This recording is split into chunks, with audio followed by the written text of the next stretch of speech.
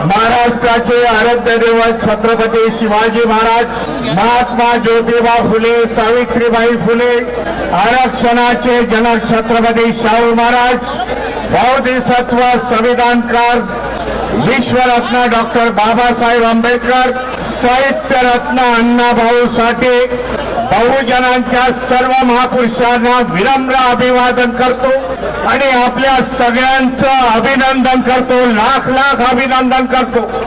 एवढ्या पावसाच्या वातावरणामध्ये आपण लाखोच्या संख्येने या मुंबईमध्ये हजर झालात। उपवर्गीकरणाची ताकद काय आहे ते रद्द करण्यासाठी सरकारला इशारा सगळेजण आलात, याबद्दल आपल्या सगळ्यांचं अभिनंदन करतो।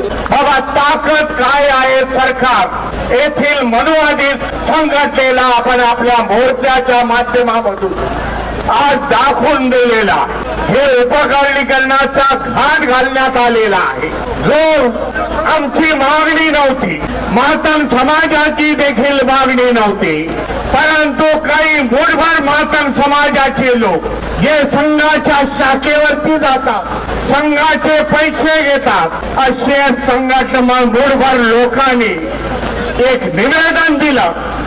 त्या निवेदनाच्या आधारे आज हा उपवर्गीकरणाचा घाट या महाराष्ट्रामध्ये घातलेला। दुसऱ्या राज्यामध्ये काय झालं हे मी जाणत नाही, परंतु या महाराष्ट्रामध्ये मी घडून देणार नाही, आपण सगळे घडून देणार नाही।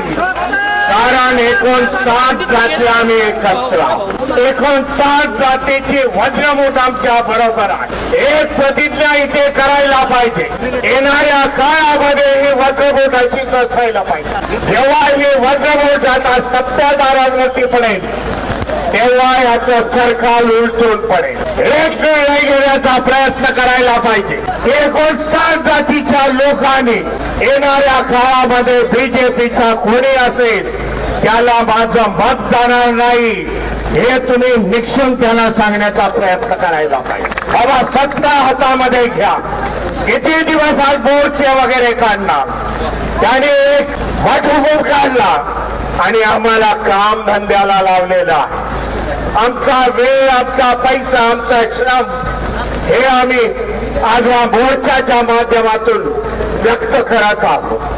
परंतु ह्याच्या पुढे आमची लढाई हे सत्तेची लढाई असणार, हे देखील आज तुम्ही लोकांनी ठरवायला पाहिजे। कोणाच्या बरोबर जाण्याचा प्रयत्न नाही। बाबासाहेबांनी एकेकाळी 1938ला सांगितलं, एक वेळेला तुम्ही सत्ताधारी समाज या देशामध्ये व्हा। मी समजतो आज चांगली चुनौती आपल्या समोर आलेली आहे। आपण सगळे आपले मतभेद विसरून एकत्र आलेलो आहोत, एका दिलाने ही लढाई लढत आहोत। हा मेसेज सरकारपर्यंत गेलेला आहे हे असं आपल्याला सांगतो। आज सकाळी मला काही आमदार इथे भेटले आणि आमदारांनी मला सांगितलं की आम्ही सर्वप्रथम 29 आमदारांचं मी अभिनंदन करतो। एकत्रपणे येऊन त्यांनी मुख्यमंत्र्यांची भेट घेतली आणि मुख्यमंत्र्यांना त्याने सांगितलं हे जे काही उपवर्गीकरण आहे ते बंद करा। पार्टी आम्ही एकत्र झालेलो आहे। बीजेपी मधले देखील आमदार जे अनुसूचित जातीचे आहेत ते देखील एकत्र आले, एक अभेद युती झाली। आपल्याला सांगू इच्छितो त्या आमदारांनी मला जे सांगितलं, मुख्यमंत्री एवढे सिरियस दिसले नाही भीमरावजी। आम्ही निवेदन दिलं, निवेदनाकडे बघितलं आणि सांगितलं पुढच्या वेळेला मी काहीतरी निर्णय घेतो। मुख्यमंत्री या काही घोषणा दिल्या, मुख्यमंत्री होश में आओ, त्याप्रमाणे या मोर्चाच्या माध्यमामधून महाराष्ट्राच्या मुख्यमंत्र्याला सांगू इच्छितो, बाबा तुम्ही होशमध्ये या आणि उपवर्गीकरणाला आमचा विरोध आहे। या महाराष्ट्र उपवर्गीकरण होऊन देणार नाही। या लोकांची राजनीती राहिलेली आहे संपूर्ण देशामध्ये।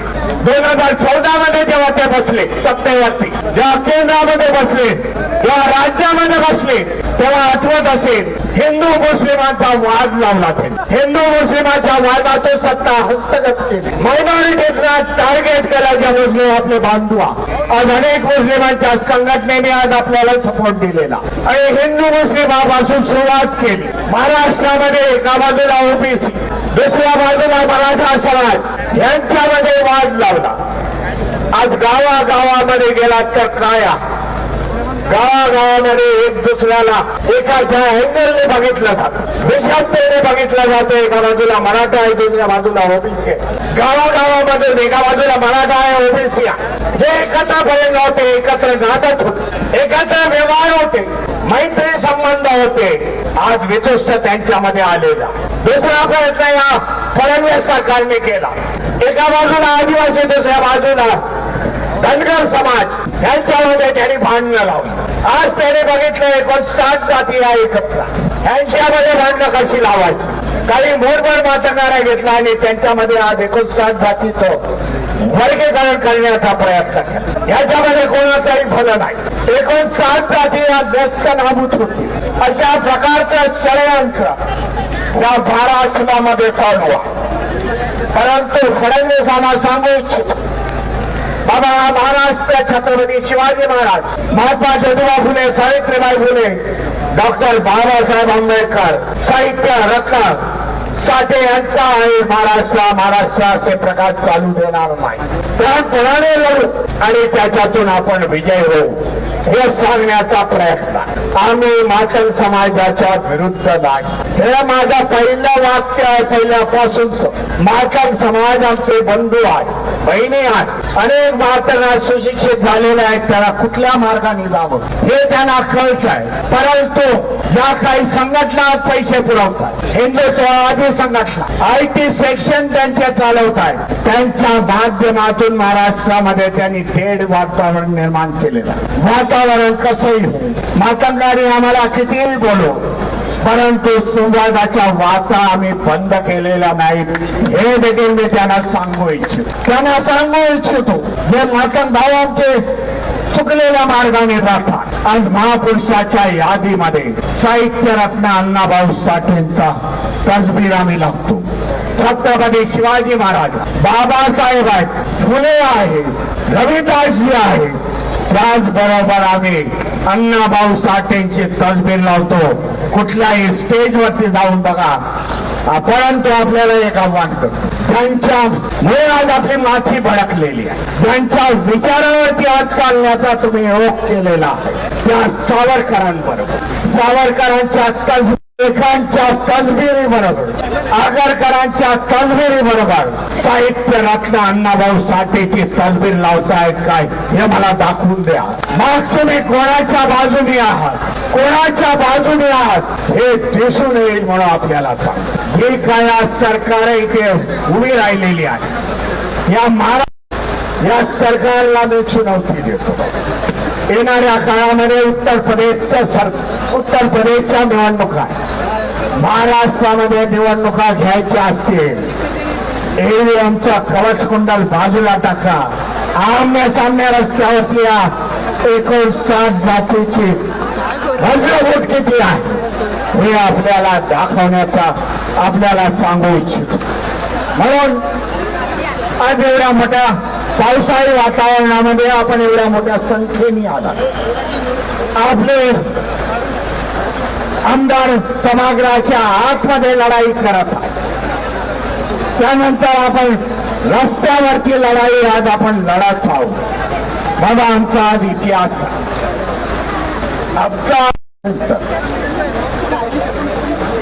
आमचा इतिहास असा आहे, जेव्हा संविधानाच्या विरोधामध्ये गेला, जेव्हा महापुरुषाच्या विरोधामध्ये गेला, त्यावेळेला आंबेडकरी जनसमूह महाराष्ट्रात नाही तर देशामधला एकत्र आला आणि त्याने आपल्याला ताकद आपली दाखवून दिली. आमचा आदर्श, आमच्याकडे आदर्श आहे. आदर्श भीमा कोरेगावचा आदर्श, बड़े आप संख्या से कम है, लेकिन हम लोग लड़ाई जीतते हैं. हा आमचा बाबा इतिहास आहे. तो इतिहास सांगण्याचा मला आज पुन्हा एकदा प्रयत्न करावा लागला. 2024चे इलेक्शन आपल्याला एक उदाहरण आपल्याला देऊ. 2024ला जेव्हा पार्लमेंटचं इलेक्शन, पार्लमेंटच्या इलेक्शनच्या पूर्वी त्यांच्या निर्माण होतं पार्लमेंट बीजेपी सरकार, हे सांगत होते हम 400 के पार आएंगे तो संविधान बदल देंगे, ह्या त्यांच्या घोषणा. इलेक्शनचे जेव्हा जेव्हा देशामध्ये आंबेडकरवाद्यांनी लाखोचे मोर्चे काढले, काय आम्ही आंबेडकरवादी फुले शाहू आंबेडकरांना मानणाऱ्या, आमचे बहुजन महापुरुषांना आम्ही मानणारे आहोत. आम्ही कदापि हे संविधान बदलू देणार नाही. जेव्हा इलेक्शनचा पिरियड आला, इलेक्शनचा जेव्हा दिवस आला, व्होटिंग झाली, त्याच्यानंतर रिझल्ट आले, जे 400 का पार का आंकड़ा कहते थे 240 में सिमट गए. जर ईव्हीएम मशीन नसते 100च्या आतमध्ये झुळकले असते, हे देखील आपल्याला सांग. इंडिया गठबंधनाला भारीच्या भारी व्होटिंग दिलं, इंडिया गठबंधनाला भारीच्या भारी व्होटिंग दिलं आणि इंडिया गठबंधन चांगल्या प्रकारे त्यांनी स्कोर केला. आज तेच आपल्याला हिस्ट्री, तोच इतिहास आपल्याला रिपीट करण्याचा प्रयत्न करावा लागेल. आणि त्याच्यानंतर काय झालं, जे नौटंकी आहे पार्लमेंटमध्ये जाऊन बसणारे पंतप्रधान मोदीजी, त्याने संविधान डोक्यावरती घेतलं, संविधानाला काय पाया पडले, हे जे नौटंकी केले ते त्यांना संविधानाची ताकद कळली. देशातील 80% जनता हे संविधानाला बांधणारी आहे. महाराष्ट्रामध्ये 59 जाती आहे जे संविधानाला मानताय, महापुरुषाला मानताय. त्याचबरोबर 59 जाती आहे त्या संविधानाला मानताय, महापुरुषाला मानताय. मुस्लिम समाज आपल्या बरोबर, त्याचबरोबर आदिवासी समाज आहे मोठ्या संख्येत. हे जेव्हा समाज एकत्र येते, त्या कोळी समाज आहे, 59 जातीमधल्या सगळा आहे.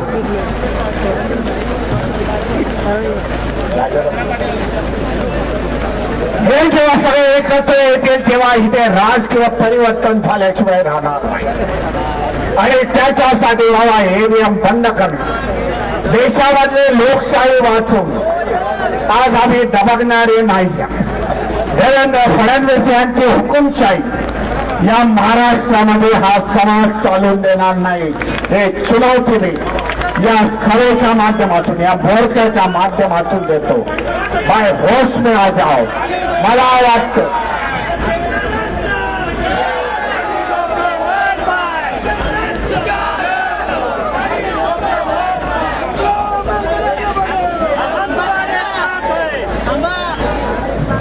माझ्या आधीच्या घोषणा दिल्या. हॅलो, भाई देवेंद्र होश में आ जाओ.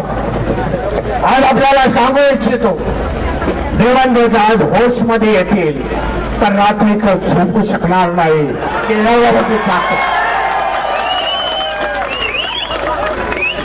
एवढी मोठी ताकद आज माझ्या विरुद्ध कशी उभी राहील. मी मायनॉरिटीजला दबावला, पण आंबेडकरवादी दबणारे नाही. जेवढे दबवण्याचा प्रयत्न कराल तेवढे आम्ही वरती येणार. आम्ही फुटबॉल खेळतो, जेवढे दाबाल तेवढे वरती जाऊ आणि तेवढे गोल मारू, हे सांगण्यासाठी आपण इथे सगळेजण आलेलो आहोत. आणि निश्चित मला वाटतं घोषणा आहे, सकाळी देवेंद्रजी 27 आमदारांशी बरोबर बोलले नाही, पण या सगळ्या आमदारांना 27 आमदारांना सांगू इच्छितो, बाबा उद्यानंतर देवेंद्रचा जे ऍटिट्यूड ते कमी होईल, आपल्याशी संवाद साधतील, हे आपल्याला सांगू इच्छितो. कारण प्रत्येक जण एक ताकद, बाबासाहेबांचा एक एक अनुयायी एक एक ताकद आहे आणि ती ताकद जर एकत्र झाली तर सरकारमध्ये देखील स्थापन होऊ शकते. आज जे काय चाललेलं, ज्याचे काही खासदार आमदार फोडले, त्याने तेवढा प्रतिकार केला नाही, पण आमचा प्रतिकार काय आहे हे त्यांना देखील आम्ही सांगण्याचा प्रयत्न आहे. तुम्ही देखील आमच्या बरोबर या. खासदार फुटले म्हणून रडत बसू नका, आमच्या बरोबर या. न्याय देण्याचा प्रयत्न मी तुम्हाला देऊ इच्छितो. तर बुलंद ताकद या महाराष्ट्रामध्ये उभी करू. ज्यांना सत्तेमध्ये जायचं आहे त्याने सत्तेमध्ये जा. मी तर धम्माचा रथ घेऊन चाललो. सत्तेचा लक्ष गाठा एवढी मी शुभेच्छा देतो आपल्याला. आणि जनगणनेचा देखील मुद्दा आणि जनगणनेच्या माध्यमामधून जे 27 होणार आहे त्याच्यामध्ये जनगणना दाखवा बाबा. बौद्ध असतील, चर्मकार समाज असतील, कक्कया समाज असेल, वाल्मिकी समाज असेल, कोळी समाज असेल, त्यांनी आपली जनगणना दाखवा. आज महाराष्ट्रामध्ये आपल्याला 13% मिळतात. 13% आपली तेवढी संख्या त्याच्यापेक्षा जास्त आहे. 2027 जेव्हा जनगणनेचे निरोप येतील, जेव्हा जनगणनेचे संपूर्ण रिझल्ट येतील, तेव्हा आपलं आरक्षण 20% व्हायला पाहिजे हे देखील सरकारला सांगतो. तुम्ही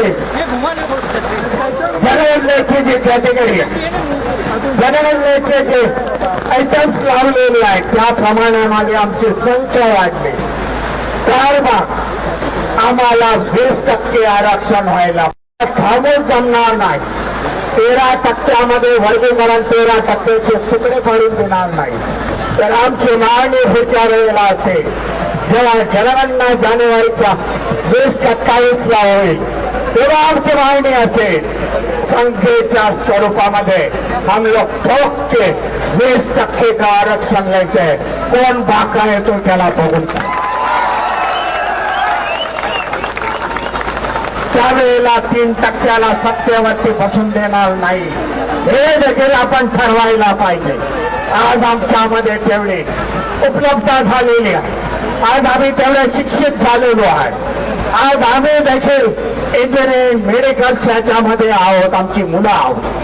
त्याच्यासाठी हा सगळा घाट घातलेला आहे हे आपण जाणून घ्या. आज ज्यांची मोनोपॉली होती मध्ये आपल्याला सांगतो वर्गीकरणाचा घात का घातलेला आहे.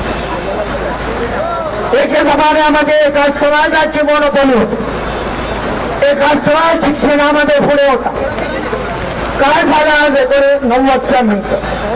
90च्या नंतर ओबीसी समाजाचा आपला स्टुडंट, आपले विद्यार्थी, बहुतांचे विद्यार्थी 59 जातीतले विद्यार्थी मेरिटमध्ये यायचे.